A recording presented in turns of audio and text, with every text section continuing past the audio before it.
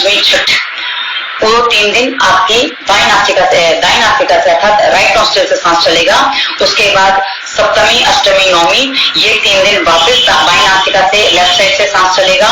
उसके बाद दसवीं, एकादशी, द्वादशी, ये आपकी पुनः दाई नासिका से सांस चलेगा। और उसके बाद 13, 14 और आएगी पूनम, ये आपका पुनः बाई नासिका ने लेफ्ट नॉस्ट्रिल से सांस चलेगा। अर्थात 3 दिन के बाद सूर्योदय के समय जो नाक से सांस चलने की गति है वो बदल जाती है। अब जब अंत में पूनम आई है तो बाई नासिका से जो सांस चल रही है, उसके बाद पूनम के बाद जब हम कृष्ण पक्ष में पहुंचेंगे तो पुनः अब क्या होगा कि जब पुनः आएगी, जब कृष्ण पक्ष शुरू हुआ तो पहले दिन मतलब कि परवा, दूज और तीज 3 दिन दाई नासिका से सांस चलेगा। ये क्रम लगातार चलता रहता है, इसमें कोई परिवर्तन नहीं होता है। हाँ, अब आप यदि कहें कि कहीं यदि तिथि का क्षय है तो वो क्षय अपने आप हमारी देह को, वातावरण को पता चलता है और वो क्षय अपने आप वो काउंट हो जाता है, वो वहां आगे पीछे कुछ नहीं करता है। वो क्षय जो तिथि है, वृद्धि होती है, वो दोनों ही इसमें लागू हो जाते हैं। वो अपने आप देह पकड़ लेता है, वो प्रकृति देती है। कैसे होता, इसके बारे में जानना थोड़ा असंभव जैसा काम है, क्योंकि ये ईश्वर की रचना है। ईश्वर की रचना में हम कुछ नहीं समझ पाते कई बार, क्योंकि मनुष्य जो है कितना भी आगे बढ़ चुका है, आधुनिक विज्ञान बहुत आगे बढ़ चुका है, लेकिन रक्त की एक बूंद नहीं बना सकता। रक्त बढ़ाने के तरीके बता सकता है, लेकिन एक रक्त की बूंद नहीं बना सकता। किसी मरे हुए व्यक्ति को जीवन नहीं दे सकता। वो वेंटिलेटर पे चला तो सकता है, दिखा सकता क्या सांस चल रही है, लेकिन जीवन चला नहीं सकता। तो ये जो है, ये सारी चीजें ईश्वर के हाथ ही होती है। इसलिए ये जो मैनेजमेंट है, क्योंकि सूर्य चंद्र उसके हस्तक है, वो मैनेज करता है। तो वैसे ही हमारी देह में जो क्रियाएं चलती हैं उसको भी मैनेज वो ईश्वर ही करता है। और एक नाक के से सांस चलती है 2.5 घड़ी अर्थात 1 घंटा करीब हो जाता है। आपको बताएं तो दिन रात की मिलाकर करीब 60 घड़ियां होती हैं। पूरा दिन और रात 24 घंटे जिसे हम कहते हैं, उसमें मिलाकर 60 घड़ियां बनती हैं। और 2.5 घड़ी यदि आप पकड़ते हैं तो आप 2.5 घड़ी के हिसाब से आप हिसाब लगा लीजिए कि 1 घंटा जाके बनता है। क्योंकि आप यदि इसको सही तरीके से देखेंगे तो आपको पता चल जाएगा कि जो इसका मैंने जो गणना करके रखी है, जो करीब 60 घड़ी अर्थात 24 घंटे अर्थात 60 घड़ी में 1440 मिनट होते हैं। तो 2.5 घड़ी में 60 मिनट हो जाते हैं, या आप हिसाब लगा सकते हैं। तो आप उस अनुसार इसको की गणना कर सकते हैं।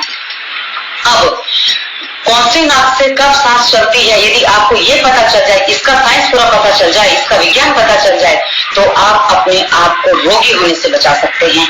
ये इतना बड़ा और इतना गहरा विज्ञान है मित्रों। शुक्ल पक्ष की प्रतिपदा, शुक्ल पक्ष यानी कि अभी कल अमावस गई है, आज पहला दिन हुआ है, तो यहाँ से शुक्ल पक्ष आरंभ होता है। अमावस का अगला दिन शुक्ल पक्ष शुरू होता है, और जैसे पूनम जाती है तो उसके अगले दिन से ये कृष्ण पक्ष शुरू होता है, ऐसा कहा जाता है।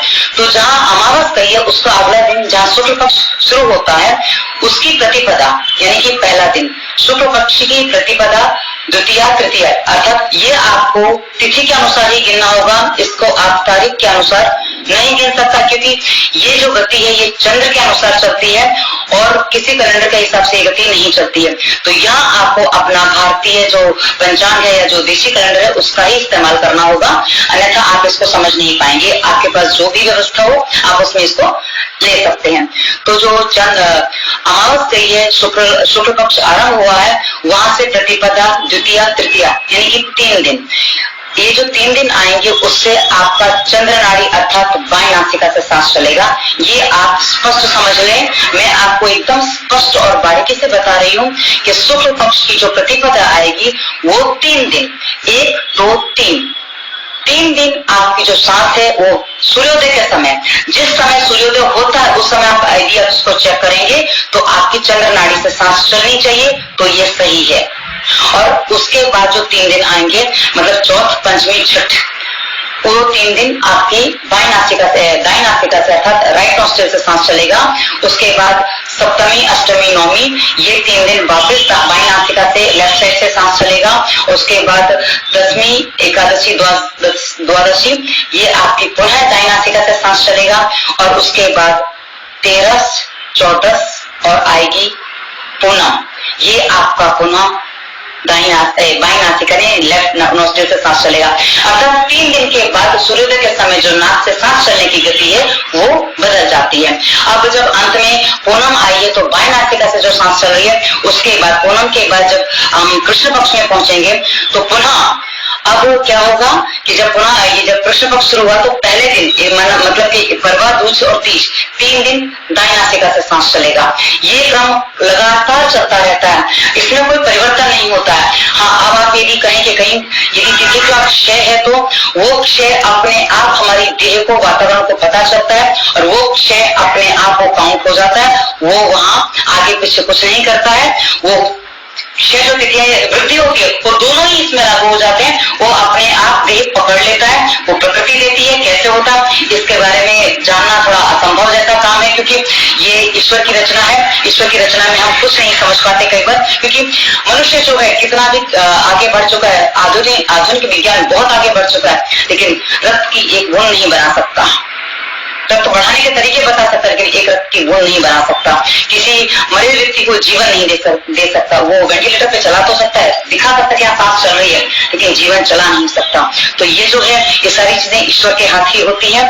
इसलिए ये जो मैनेजमेंट है, क्योंकि सूर्य चंद्र उसके हस्तक है, वो मैनेज करता है, तो वैसे ही हमारी देह में जो क्रियाएं चलती हैं उसको भी मैनेज वो ईश्वर ही करता है और उसी के मैनेजमेंट में सारी चीजें चल रही हैं। तो आप ये ना सोचें कि अभी तिथि क्षय हो गई, तिथि बढ़ गई है तो इसका असर क्या आएगा, इसका प्रभाव पड़ेगा। ये प्रभाव अपने आप ही मैनेज हो जाता है। इसमें बस आपको अपनी तिथि के अनुसार उसकी गणना करनी है, और यदि आप वो गणना करते हैं तो आप उसको समझ पाएंगे और आपको समझने में समस्या नहीं आएगी। अब ये हमने आपको इतना बताया कि आप ये जो चीजें हैं कि सांस कैसे चलती है और आप इसको कैसे समझ सकते हैं। और मेरी शायद ये आपको एक बार में समझ में ना आए तो शायद ये वीडियो आपको 2 से 4 बार भी देखना पड़े, हो सकता है ज्यादा बार भी देखना पड़े, कि हमने सारी चीजें आपको स्पष्ट की हैं, सवाल नहीं उठने चाहिए। तिथि क्षय, तिथि वृद्धि हमने सब स्पष्ट कर दिया। अब हम आपको बताते हैं कि कौन सी नासिका से सांस चले तो आपको क्या काम करना चाहिए। मित्रों, यदि आपको अपनी पाचन शक्ति सही रखनी है, आपको कोई भारी काम करना है जिसमें वजन उठाना और जिसमें स्त्री प्रसंग या सेक्स आदि जो करते हैं, उसके लिए वो करते समय आपको ध्यान रखना है कि दाएं नासिका से सांस चले तो आप ये क्रिया करें तो आपको अधिक हानि नहीं होगी या आपको उसका लाभ मिलेगा। जैसे भोजन करते समय भी दाएं नासिका से सांस चल रहा है तो आपका भोजन जल्दी हजम हो जाएगा। वैसे ही दाएं नासिका से सांस चलते समय यदि आप कोई वजन आदि उठाते हैं तो आपकी देह को थकान कम लगेगी। आप भारी भरकम काम करते हैं दाएं नासिका से सांस चलते समय तो आपको तकलीफ कम होगी। इस समय आप कहीं यात्रा करें, लंबी यात्रा करें, और कोई घुड़सवारी, तलवारबाजी जो पहले जमाने में बताया जाता था कि ये सब करने के लिए आपको दाएं नासिका से सांस चले तब करना चाहिए। अब बाएं नासिका से सांस चले तब क्या काम करना चाहिए, तो तब आप हल्के फुल्के काम करें, अर्थात अलंकार धारण करना, जिसको इस रूप में बताया गया है शास्त्र में। और उसके अलावा आप जो पानी जल ग्रहण करना है वो इस स्थिति में कर सकते हैं बाएं नासिका से सांस चले तब। उसके अलावा जितने भी धीमे पुस्तक आदि सामान्य ज्ञान पढ़ना, हाँ, लेकिन यदि आपको पूर्ण विद्या पढ़नी है जिसमें आपको दिमाग को बहुत ज्यादा चलाना है तो वो दाएं नासिका से सांस चलते समय आपको करना चाहिए। और यदि आपको सामान्य कुछ चीजें पढ़नी है, कुछ सामान्य काम करने हैं, हल्का फुल्का कुछ करना है तो बाएं नासिका से सांस चले तब आप ये काम करें तो आपको सही रहेगा। और इसमें कुछ और भी चीजें बताई गई हैं जिसमें यदि आप घर से बाहर निकलते समय यदि कुछ विशेष ध्यान दें तो आपकी सफलता असफलता उस पर भी निर्भर करती है। मित्रों, जब आप घर से निकलते, देखिए शास्त्र बताते हैं, मेरे घर के में इससे मैं आपको कुछ नहीं बता रही हूँ, इस शास्त्र में जो बताया हुआ हम आपको बता रहे हैं कि जब आप घर से निकल रहे हैं उस समय आप अपनी नासा छिद्र को जांचें। आपकी जिस नासिका से श्वास चल रही है उस पैर को पहले घर से बाहर निकालें तो आपकी यात्रा सफल होती है, ऐसा शास्त्र बताते हैं। और जब आप किसी के कहीं जा रहे हैं, आप किसी ऐसे व्यक्ति के घर जा रहे हैं जहां आपको बार बार जाना है, आप ऐसी जगह जा रहे हैं जहां आप बार बार जाना चाहते हैं, तो उस समय आप अपना जो दाहिना पैर है वो पहले उस जगह प्रवेश में दें तो आप वहां बार बार जाएंगे। और जहां आपको जाना अच्छा नहीं लगता या आप जाना ही नहीं चाहते हैं वहां आप जब प्रवेश करें तो आप अपना बायां पैर पहले आगे बढ़ाएं। जैसे आप देवालय जाते हैं, आप अपने प्रियजन के यहाँ जाते हैं, आप मित्र आदि के यहाँ किसी के यहाँ जाते हैं तो उस समय आप अपना दायां पैर उनके घर में प्रवेश के लिए पहले आगे बढ़ाएं।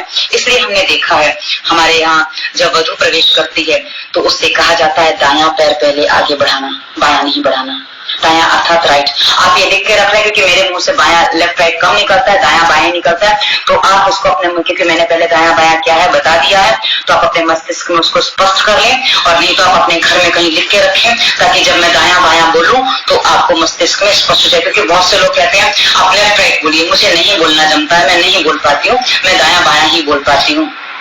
तो जो मेरी सुविधा में होगा मैं वही कह पाऊंगी, तो आप अपनी सुविधा उस अनुसार बना लीजिए कि आप अपने जहां भी आपको समझ में आता है लिख लीजिए, आपको स्पष्ट हो जाएगा।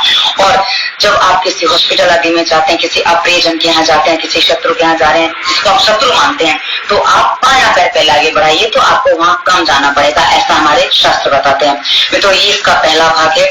दूसरे भाग में हम आपको बताएंगे कि नासा श्वास परिवर्तन कैसे किया जाए, क्योंकि कई बार क्या होता है कि हमें उस समय जब हम कुछ काम कर रहे हैं, कुछ करने जा रहे हैं, उस समय सांस परिवर्तित करना पड़ता है। तो सांस कैसे परिवर्तित किया जाए ये हम आपको दूसरे अंक में बताएंगे। ये और वो अंक आपको एक आध दिन में ही मिल जाएगा, ज्यादा लंबा नहीं जाएगा।